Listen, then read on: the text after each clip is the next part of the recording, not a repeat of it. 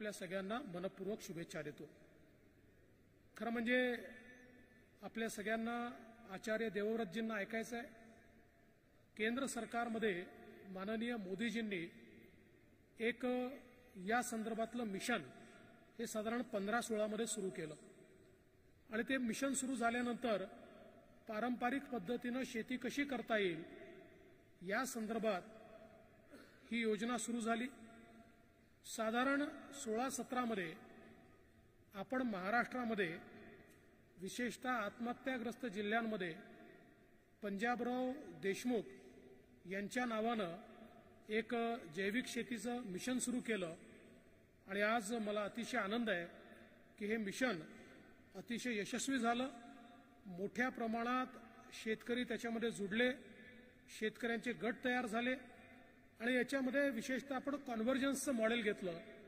आपली राज्य सरकारची योजना असेल, केंद्र सरकारची योजना असेल, पंजाबराव देशमुख योजना असेल, या सगळ्या योजनांना एकत्रित करून यातल्या गॅप्स भरून आमच्या शेतकऱ्यांची इनपुट कॉस्ट कमी करण्याकरता, उत्पादन खर्च कमी करण्याकरता, त्यांना सेंद्रिय शेतीकडे वळवण्याकरता ज्या ज्या काही गोष्टी करण्याची आवश्यकता आहे त्या आपण सुरू केल्या। आता या मिशनचे जो कालावधी आहे तो कालावधी संपतोय, पण कालावधी जरी संपत असला तरी देखील आमचं सरकार या मिशनला नव्याने मुदतवाढ देईल आणि केवळ मुदतवाढच देणार नाही तर याच्यामध्ये अजून काही जिल्हे आता आम्ही समाविष्ट करणार आहोत। याचं कारण मागच्या काळामध्ये आपण काही मर्यादित जिल्ह्यांमध्ये हे मिशन घेतलं आणि ते अतिशय यशस्वी झालं आहे, त्यामुळे आता याची व्याप्ती वाढवण्याचं काम हे येत्या काळामध्ये आपण करणार आहोत।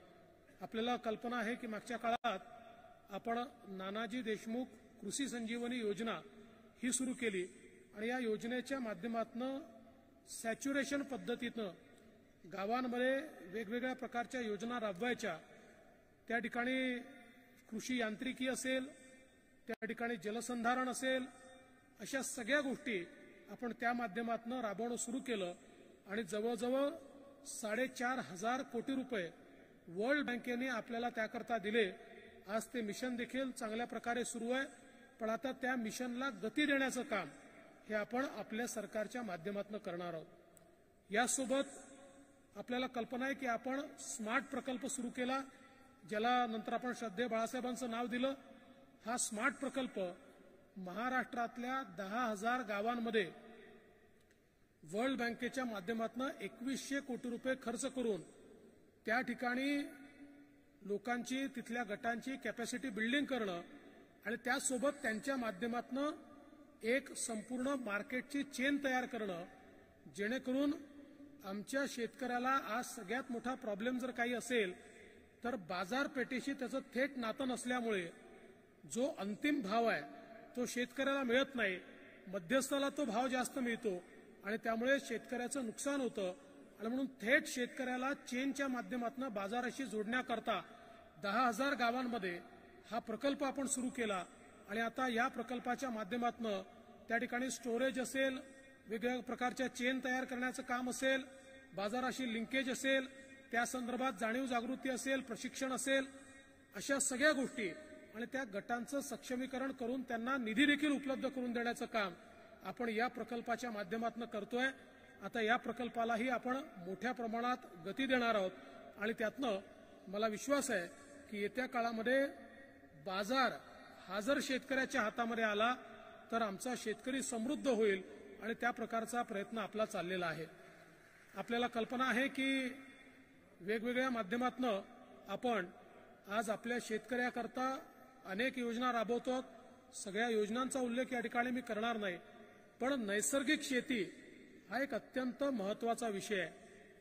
खरं म्हणजे 1905 साली इंग्रज तेव्हाच्या सरकारनं अल्बर्ट हॉवर्ड या नावाचा एक बॉटनिस्ट याला भारतामध्ये कृषी सल्लागार म्हणून पाठवलं आणि कृषी सल्लागार म्हणून आल्यानंतर संपूर्ण भारताचा दौरा केल्यावर या अल्बर्ट हॉवर्डने एक आपला अहवाल तयार केला आणि एक पुस्तक लिहिलं आणि त्या पुस्तकाने, त्या अहवालामध्ये त्यांनी सांगितलं की पारंपरिक पद्धतीनं भारतामध्ये जी शेती चालते या शेतीमध्ये प्रचंड मोठं या ठिकाणी विज्ञान आहे अतिशय विज्ञान अधिष्ठित अशा प्रकारची शेती आहे आणि या शेतीमध्ये एक चक्रीय अर्थव्यवस्था आहे, एक सर्क्युलर इकॉनॉमी आहे, ज्यामुळे इथला शेतकरी जो आहे हा कोणावरही अवलंबून नाही आहे.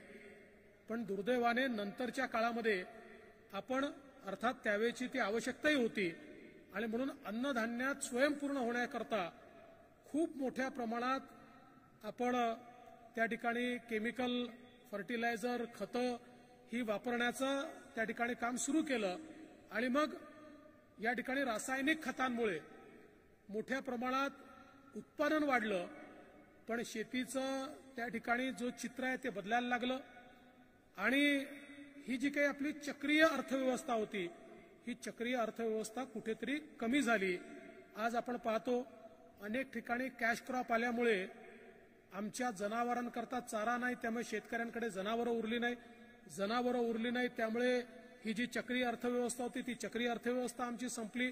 सगळ्या गोष्टींकरता आम्हाला निविष्ठा आणि त्याकरता बाजारावर अवलंबून राहणं आणि त्याच्याकरता खरेदी करणं अशा प्रकारच्या व्यवस्थेवर आम्ही आलो आणि म्हणून आज जरी आमच्या शेतमालाचा भाव वाढला असला तरी देखील आमची इनपुट कॉस्टही वाढते आहे, उत्पादन खर्चही वाढतो आहे आणि शेती ही फायद्यात अनेक वेळा येत नाही. आणि यासोबत सगळ्यात महत्त्वाचं काही असेल तर वातावरणातल्या बदलामुळे खूप मोठ्या प्रमाणात आमच्या शेतीवर परिणाम होतोय. आपण पाहतोय की इतक्या मोठ्या प्रमाणात आता गेले काही वर्ष अतिवृष्टी होते. अगदी कधी पाऊस पडतोय. 2019 आणि 2020 हे 2 वर्ष तर आपण बघितलं वर्षभर पाऊस थांबलाच नाही. आता याही वर्षी पावसाचे जे दिवस आहेत त्या दिवसांपेक्षा जास्त पाऊस पडतोय, अतिवृष्टी होते.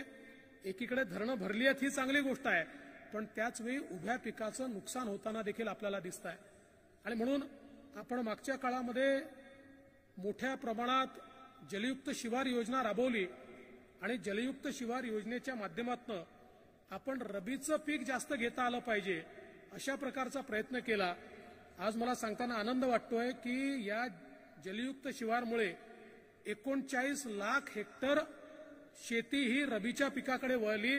27 TMC पाणी आपण थांबवू शकलो आणि मोठ्या प्रमाणात शेतकऱ्याला त्याच्या माध्यमातून फायदा झाला.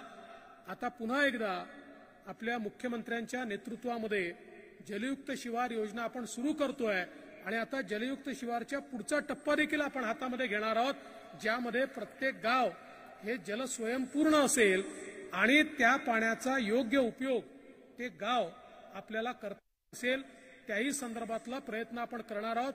आणि या सगळ्याच्या पाठीमागे आपल्याला नैसर्गिक शेती हा एक ध्येय ठेवायचा आहे, हेतू ठेवायचा आहे.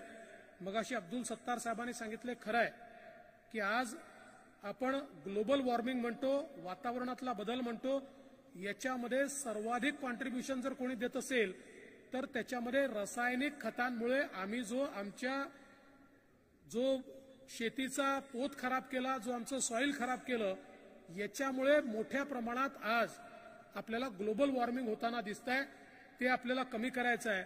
आणि म्हणून आपण 16-17 साली राज्यामध्ये हे जैविक शेतीचं किंवा नैसर्गिक शेतीचं अभियान सुरू केल्यापासून साधारण 9.5 लाख हेक्टर जमीन ही आता या ठिकाणी नैसर्गिक शेतीखाली आली आहे.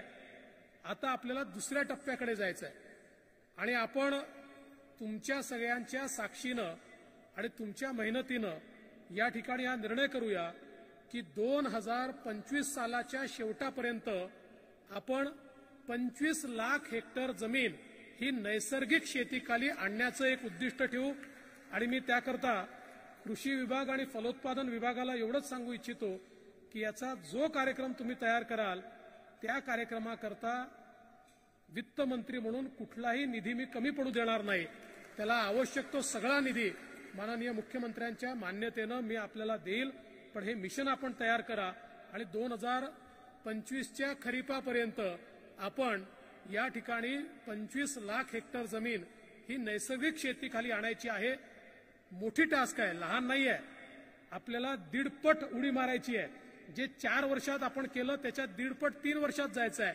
पण आता केंद्र सरकारही मिशन मोडवर असल्यामुळे त्याचाही फायदा आपल्याला मिळेल आणि आपला शेतकरी हा निश्चितपणे येत्या काळामध्ये सुजलाम सुफलाम झालेला आपल्याला दिसेल आणि त्याची मुहूर्तमेढ करण्याकरता आचार्य देवव्रत जी या ठिकाणी आले आहेत। मी महाराष्ट्र सरकार की ओर से मैं आपका बहुत बहुत स्वागत करता हूं और आपके मार्गदर्शन के बाद हम लोगों ने अभी ये तय किया है, जिसकी मैंने अभी घोषणा की है, कि हम लोग 2025 के अंत तक, अभी हम 10 लाख हेक्टेयर में नैसर्गिक खेती करते हैं, हम 25 लाख हेक्टेयर तक जाने का प्रयास 2025 के अंत तक करेंगे। मैं फिर एक बार आपका स्वागत करता हूं और अपने शब्दों को विराम देता हूं। जय हिंद, जय महाराष्ट्र।